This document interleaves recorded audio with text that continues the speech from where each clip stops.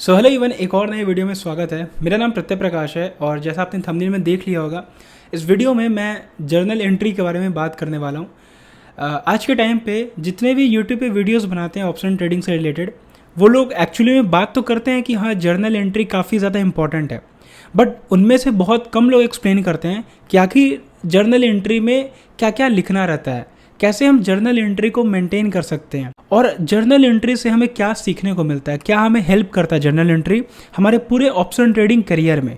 तो इस वीडियो में मैं डिटेल में बात करूंगा कि आखिर जर्नल एंट्री कैसे बनाया जाता है, और जो मैं बनाया हूँ उसको मैं आपको दो तीन फोटो में ऐड कर दूंगा, जिससे आपको पता चल जाए कि हाँ जर्नल एंट्री में आखिर लिखना क्या रहता है और उसको कैसे लिखते हैं। क्या हर दिन का प्रॉफिट और लॉस लिखना रहता है? लोगों को काफ़ी कन्फ्यूज़न होता है कि जर्नल एंट्री में आखिर ऐसा क्या लिख दे कि वो इन फ्यूचर मुझे जाके बहुत हेल्पफुल हो। एक बार प्लीज़ कमेंट सेक्शन में बता देना, अगर ये वीडियो देखने आए हो तो क्या अभी तक आपने कभी जर्नल एंट्री बनाया है, और बनाया है तो प्लीज़ यस लिख देना, एंड नहीं बनाया है तो नो लिख देना।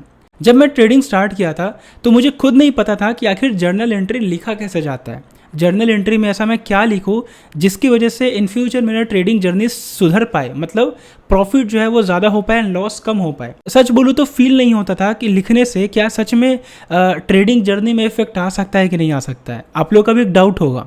फॉर एग्जाम्पल, आज मैं कोई ट्रेड लिया, उसमें मुझे लॉस हो गया। अब लॉस होने के पीछे क्या रीज़न है ये मुझे आज पता चल गया, तो उसको लिखने से ज़्यादा अच्छा मैं अपने दिमाग में बैठा लेता हूँ। ये सारा चीज़ मैं खुद सोचते रहता था, इसलिए मैं कभी जर्नल एंट्री स्टार्टिंग में बनाया ही नहीं। बट एक टाइम आया जब मुझे अच्छा खासा नुकसान हो गया था, तब एक यूट्यूबर से सुना था कि यार जर्नल एंट्री मेंटेन करना काफ़ी ज़रूरी है।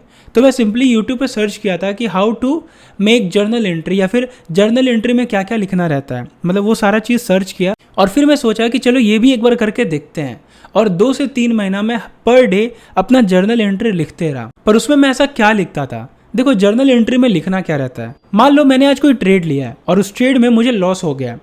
अब उस ट्रेड में जो लॉस हुआ है, उस लॉस होने के पीछे क्या रीज़न रहा, क्या क्या मैं तरीका यूज़ किया था जिसकी वजह से मुझे लॉस हुआ है, मतलब उस ट्रेड में जो मैं स्ट्रैटेजी यूज़ किया था मैं वो लिखता था, कितना नुकसान हुआ मैं वो लिखता था, और किन रीज़न की वजह से हुआ। केवल स्ट्रैटेजी की वजह से नुकसान नहीं होता है, हमारा माइंड, हमारा साइकोलॉजी, रिस्क मैनेजमेंट, बहुत कुछ देखना पड़ता है।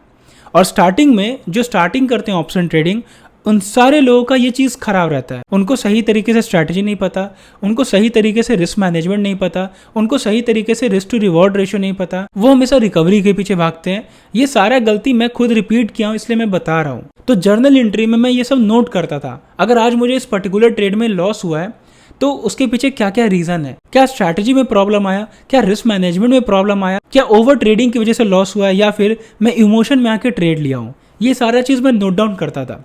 अब अचानक से इसका इम्पैक्ट नहीं पड़ेगा। पहला दिन लिखा, दूसरा दिन लिखा, ऐसे करते करते मैं 1 से 2 महीना इसको नोट किया। अब जब भी आप ये कंटिन्यू करते रहोगे तो 1 महीने बाद आपको रिजल्ट पता चलेगा कि यार 1 महीने से मैं सेम स्ट्रैटेजी यूज़ कर रहा हूँ जिसमें मुझे लगातार लॉस हो रहा है। इसका मतलब क्या हुआ कि वो स्ट्रैटेजी आपके लिए नहीं है, आपको दूसरा स्ट्रैटेजी यूज़ करना पड़ेगा।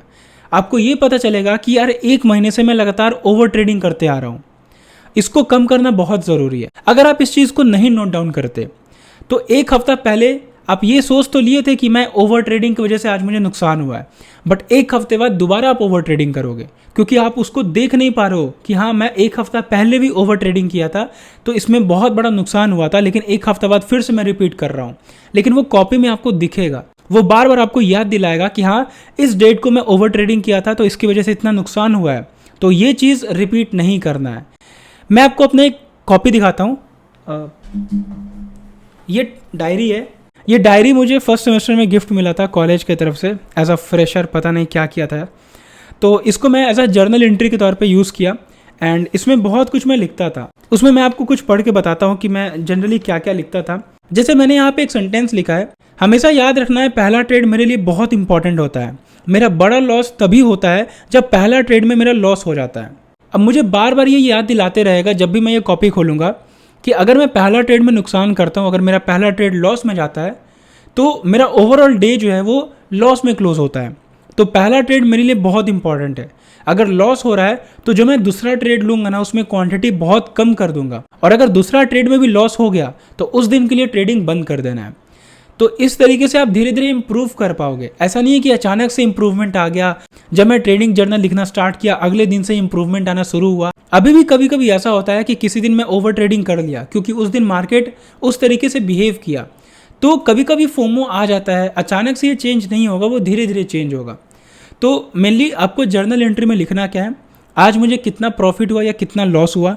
आपको प्रॉफिट भी मेंशन करना है कि अगर आज मुझे 1000 रुपये का प्रॉफिट हुआ है तो किस रीज़न की वजह से हुआ है, ऐसा मैं क्या वहाँ पर देख कर ट्रेड लिया था जिसकी वजह से मुझे प्रॉफिट हुआ है, और क्या वो चीज़ मैं लगातार यूज़ कर रहा हूँ तो प्रॉफिट हो रहा है कि नहीं।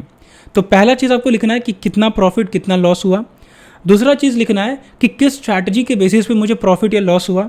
तीसरा चीज़ लिखना है कि अगर मुझे नुकसान हुआ है, अगर मुझे लॉस हुआ है तो क्या और रीज़न है, मतलब स्ट्रैटेजी के अलावा क्या क्या और रीज़न है। जैसे ओवर ट्रेडिंग की वजह से लॉस हुआ, रिस्क मैनेजमेंट खराब हो गया इसलिए लॉस हुआ, या फिर बस यूं ही ट्रेड ले लिया, मार्केट दिख रहा था कि मूवमेंट आ रहा है बस ले लिया ट्रेड एंड वहाँ से मार्केट पुल बैक दे दिया। होता है ना कभी कभी गलत एंट्री ले लेना। ये सब चीज़ लिखते रहेंगे ना तो दिमाग में बैठते रहेगा कि यार ये सब मिस्टेक मैं बहुत ज़्यादा रिपीट करता हूँ, इसको कम करना है। तो ये सब चीज़ जर्नल एंट्री में लिखना काफ़ी इंपॉर्टेंट है। इसके अलावा वैसा कुछ खास इंपॉर्टेंट नहीं है। मैं कुछ फोटोज़ ये सब ऐड कर दूंगा कि मैं जर्नल एंट्री में क्या क्या लिखता था, आप पॉज करके देख सकते हो। तो जर्नल एंट्री के बारे में बस इतना ही था।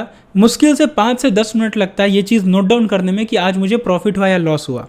तो 2 घंटा 1.5 घंटा रील देखने से अच्छा है उसमें से 5 मिनट निकालते हैं और एक कॉपी में लिख लेते हैं कि आज मुझे प्रॉफिट या लॉस हुआ है तो किन किन रीज़न की वजह से हुआ है। देखो मैं ये नहीं बोल रहा हूँ कि अगर आप जर्नल एंट्री लिखोगे तो आप एक प्रॉफिटेबल ट्रेडर बन जाओगे, लेकिन हाँ इतना तो ज़रूर है कि आप अपने कैपिटल को बचा पाओगे, प्रोटेक्ट कर पाओगे, आप कम से कम लॉस ले पाओगे, क्योंकि आपको वो चीज़ याद आते रहेगा कि हाँ इन रीज़न की वजह से मैं लॉस बुक करता था।